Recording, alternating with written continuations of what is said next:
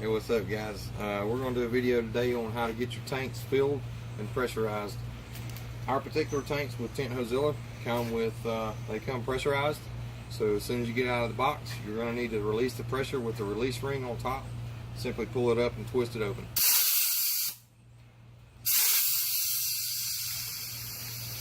Let it bleed completely off. It's a good practice to start by rinsing your tank. Your tank comes clean, but I always recommend rinsing just as a great habit. You want to rinse your tank on every fill. I like to rinse my lines, my tank. I pull it apart and clean it and all that good stuff, just to make sure there's no bacteria growth and all that. Anyway, we've got the pressure off your tank. We've already got ours filled with water. We like 3 gallons in ours. As you can see, we're at roughly the 3 gallon mark. The reason why I like 3 gallons is I like to have a lot more room in here for air. It allows me to run a lot longer than if I would only have this much air at 4 gallons. So I like to run where I've got a little more balance in my water and air. It lets me run good, I'd say about half the tank out. So we get a good gallon and a half, maybe gallon and 3/4 out of a full charge at 60 pounds. Basically, there's a few different ways of mixing your soap. Some guys use a plain old measuring cup. You can get one that measures down to the 1/2 ounce. I don't like doing it this way because once you measure this soap, you've got to rinse this cup into your tank in order to get the right amount of soap that you measured.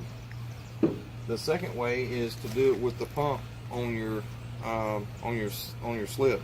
We like the Fusion AllType. In my opinion, that's the best solution I've had in my hands. Some people use the pump. I can sit here and tell you to use this pump, but I'm sure there's many brands of pumps out there, and there's no telling what kind of pump you have. So if you're going to use the pump to measure your slip, I suggest finding your own number of pumps to do so. Most of the time, a starting point should be around 10 to 12 pumps, on up to 17 or 18 pumps on a gallon of water. I'm sorry, on a 3 gallon fill. And that's with the Fusion AllType slip. So again, that's another method. The way I like to do it, Fusion, they recommend a 1/2 ounce on a gallon. We're in mid-Georgia, so our humidity is like this. So our slip solution has to be like this. We have to mix slip all the time. We're about to do our pre-summer mix, which is still all slip. As we edge into the summer and we start seeing some humidity up in the 90%, 100% humidity range, we'll actually add some alcohol to the mix to help break the surface tension. The higher the humidity, the more soap you have to add to overcome that. So the way we mix is through a digital scale. We use a digital scale and Gatorade bottles. Why Gatorade bottles? Simple, because they have these little things in the bottom right here that I guess they're there to twist the bottle as it comes down the assembly line after it's been filled, to put the cap on or something. But I like those because as you're sloshing water around, it kind of agitates the water and stirs the soap up good. So I take one of my bottles, put it on the scale, turn the scale on and let it zero out. Alright, we're at 0. Start pumping soap in.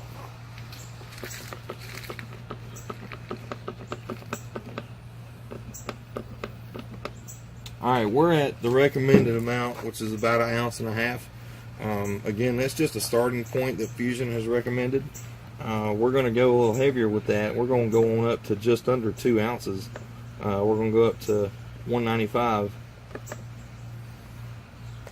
And I'm that peculiar about my soap, guys, because I like it to be the same. If I'm at a 85% humidity, I like for it to go into the shop every day of the week that week and be able to get tint on the way I want it.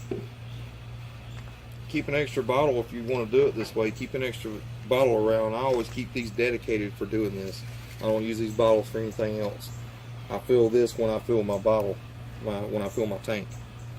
And I pour about half the water in, maybe a little less. Just slosh it around good for a minute. Go both directions. I try not to agitate it too much, just to keep the suds down to a minimum.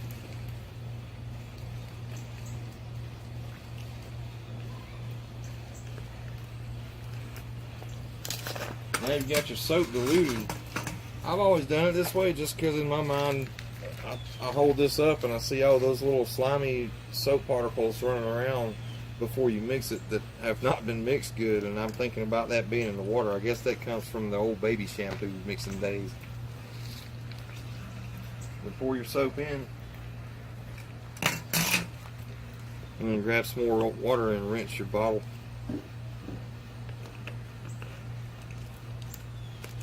Get all that soap out of there.